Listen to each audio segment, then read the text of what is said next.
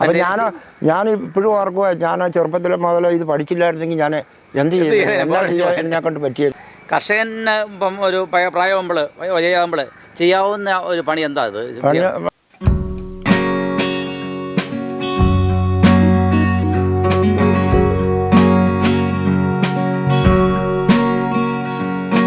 സാധാരണയായിട്ട് എളുപ്പത്തിൽ പിരിക്കാവുന്ന ഒരു മെത്തേഡാണ് കാണിക്കുന്നത്. തേനീച്ചക്കൂട്ടിലെ റാണിയെയും മൂന്നാട് അല്ലേ,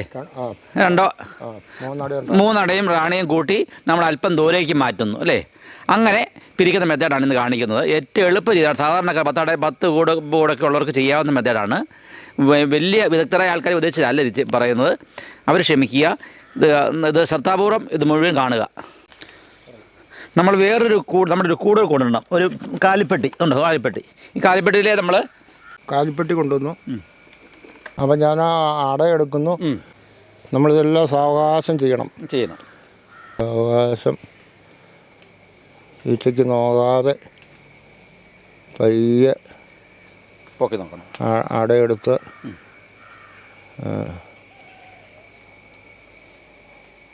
റാണി ഉണ്ടോയെന്ന് നോക്കുക. എപ്പോഴും മുട്ടയും കുഞ്ഞും ഉള്ള അടയിലാണ് റാണി. ഇതിൽ 3 അട മാറ്റണ്ടേ? 3 റാട്ടുകൾ മാറ്റുന്നു.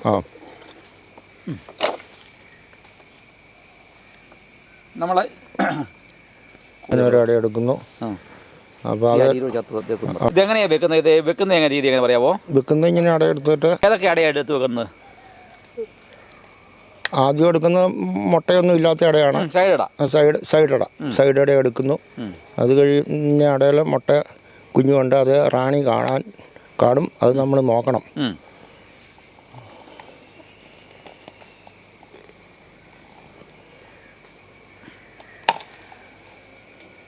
ഇത് റാണി ഉണ്ടോ എന്ന് നോക്കണം. മുട്ടയും കുഞ്ഞും ഉണ്ട് ഇതിൽ. ഏത് സൈസ് മുട്ടയും ചെറുപ്പമുള്ള അല്ലേ? നൂൽ മുട്ട അല്ലേ? ഇപ്പം നമ്മൾ 2 അട വെച്ച് കഴിഞ്ഞു. 2 അട വെച്ചു. മൂന്നാമത്തെ അട എടുക്കുന്നു. മൂന്നാമത്തെ അട എടുത്ത് റാണി ഉണ്ടോ എന്ന് നോക്കുന്നു. അതിനകത്ത് റാണി കാണാൻ സാധ്യതയുണ്ട്. ഊതൊന്നും കൊണ്ട് കുഴപ്പമുണ്ടോ? ഊതിയ ചിലപ്പോൾ ഈച്ച കൂത്തും. വയലൻ്റാകും. ഊതായിരിക്കുക നല്ലത്. 3 അട എടുത്തല്ലോ, പിന്നെ എന്തിനാ നോക്കുന്നത്? റാണിയെ കാണണം. മുട്ട ഇല്ല.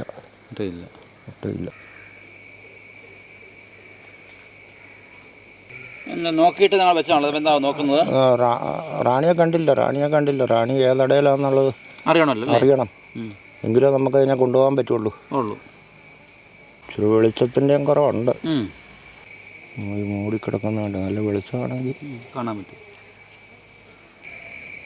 റാണി നോക്കി പിരിക്കുക. ഇതേ റാണി.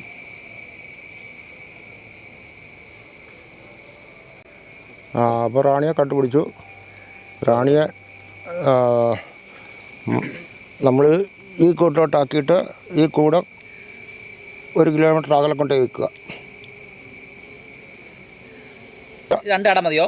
പിന്നെ 5 അടയേ ഉള്ളൂ ഇതിനകത്ത്. 5 അടയുള്ളപ്പോൾ റാണി ഒരടയും കൂടെ കൊണ്ടുപോയാൽ മതി. ഇത് സൈഡ് അടയാ മതി അല്ലേ? മതി.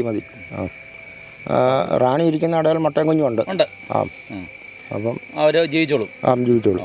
മുട്ട ഇങ്ങോട്ട് ഉണ്ടാക്കി സൈഡ് മുട്ടയ്ക്ക്. ഇനി അടുത്തായിട്ട് തന്നെ ചെയ്യേണ്ടത്? അടുത്തായിട്ട് അതിന് ഫ്രെയിമിട്ട് മുഴുവൻ ഫില്ല് ചെയ്യുക. ഇപ്പം 6 ഫ്രെയിമിട്ട്. ഇതിനകത്ത് എപ്പോഴാണ് ഇനി റാണിയാകുന്നത്? ഇതിനകത്ത് 16 ദിവസം കഴിയുമ്പോൾ റാണിയാവും. പിന്നെ ഫീഡിങ് കൊടുക്കണം. ഫീഡിങ് 2 കൂട്ടണം. റാണിച്ചെല്ലാം ഉണ്ടാകുമ്പോൾ കളയണ്ട. ഈച്ച കുറവായതുകൊണ്ട് സെറ്റ് പിരിഞ്ഞ് പോകുകയില്ല. കളയണ്ട. അതുപോലെ തന്നെ നീക്കം ചെയ്തോളൂ. കാരണം മാത്രം ഡെവലപ്പ് ചെയ്യും അല്ലേ? മഴക്കാലത്ത് മാത്രമാണ് എപ്പോഴും ഇങ്ങനെ ചെയ്യണോ? ഇല്ല, മഴക്കാലത്ത് മാത്രം. മറ്റെങ്കിൽ അല്ലാത്ത സമയത്തോ? അല്ലാതെ ഈച്ച കൂടുതലുണ്ടെങ്കിൽ നമ്മൾ പിന്നെ റാണി സെല്ലിൽ ഒന്നേ നിർത്താവുള്ളൂ. ഓക്കെ. ഇതിപ്പോൾ ഈച്ച തീരെ കുറവാ. മഴക്കാലത്ത് പോകുകയില്ല. അവർക്കും ജീവിക്കണ്ടേ. പിന്നെ പണി എളുപ്പമുണ്ട്. ഇനി അടച്ചു വെച്ചു. ചെലവ് കുറഞ്ഞ ഈ ചെലവ് കുറഞ്ഞ ഒരു കുപ്പി ഉണ്ടോ? ബ്രാൻഡ് കുപ്പിയുടെ മോള് വശം കട്ട് ചെയ്തിട്ട് ആ അതിൽ പഞ്ചസാര അല്ലേ ആ പഞ്ചസാര ലായനി കൊടുക്കാം. ഫീഡിങ് കൊടുക്കാം. ട്രേ ഒന്നും പിടിക്കണ്ട. ആ അത് ഇച്ചിരി പഴമൊക്കെ ചേർത്ത് ആ പഴം അങ്ങനെ ആയതിനെ ട്രക്ക് ഒരു 5 കിലോ പഞ്ചസാരയ്ക്ക് ഒരു 1/2 കിലോ പഴം കൂടെ ചേർത്താൽ പിന്നെ പാളയംകുടം പഴം ചൂടാക്കിയിട്ട് തണുപ്പിച്ച് കൊടുക്കുക. അപ്പം ആ പിന്നെ പച്ചവെള്ളത്തിൽ കറക്കി കൊടുക്കുന്നതിലും നല്ലത് ഈച്ചയുടെ ആരോഗ്യത്തിന് അപ്പം ഈ പഴമൊക്കെ ചേർത്ത് കൊടുക്കുന്ന റാണി മുട്ടയിടാനും കൂടുതൽ മുട്ട ഇടും ഈച്ചയ്ക്കും എല്ലാം നല്ലതാണ്. ഇനിയിപ്പോൾ ഇത് ഒരു 1/2 കിലോമീറ്റർ അകലെ കൊണ്ട് വെക്കുക. കെട്ടി വെച്ച് റാണിയുള്ള കൂട് അടച്ച് വേണം. ഇതിൻ്റെ വാതിലടച്ച് ഈച്ചയൊന്നും പുറത്ത് ചാടി പോകാതെ. പിന്നെ അത് അവരവിടെ ഇരുന്നോളും. പിന്നെ പിറ്റേ ദിവസം അതിൽ ഇച്ചിരി ഫീഡിങ് കൊടുത്താൽ മതി. പിന്നെ ഉറുമ്പ് കയറാതെ 2 ദിവസം ശ്രദ്ധിക്കണം. അത്രയും കാര്യമേ ഉള്ളൂ.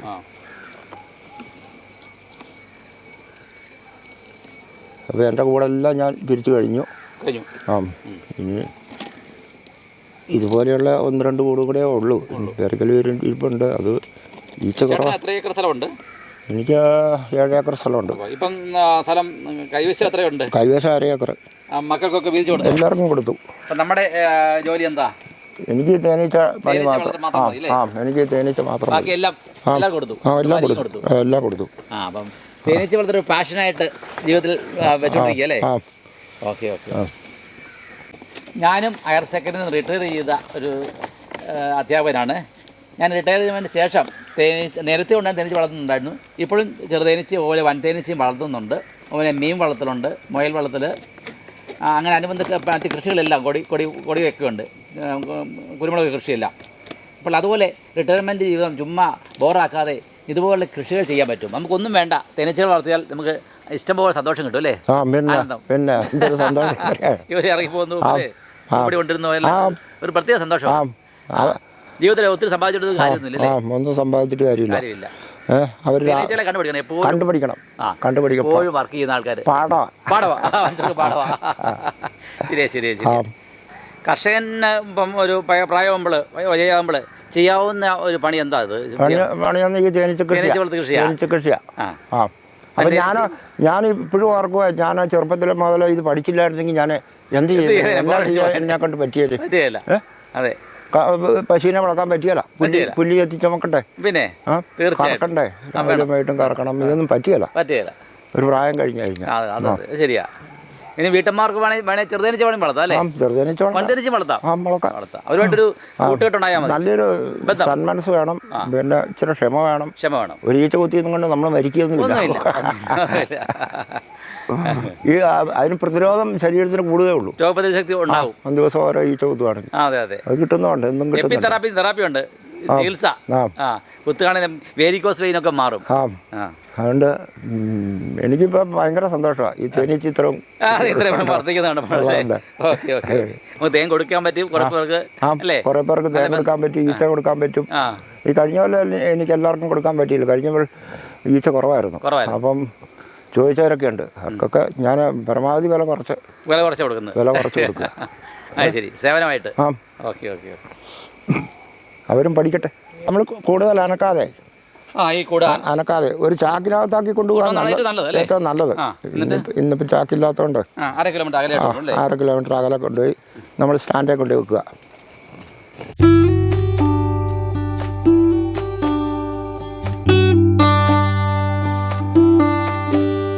അടുത്ത പണി തുടങ്ങുകയല്ലേ? റാണി ഉണ്ടാക്കാനുള്ള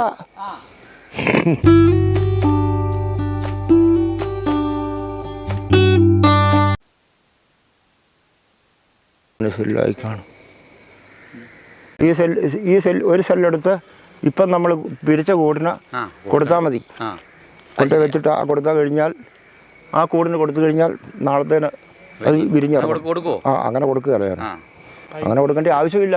ഇതല്ലേ സെല്ല്, ഇതാണ് റാണി സെല്ല്.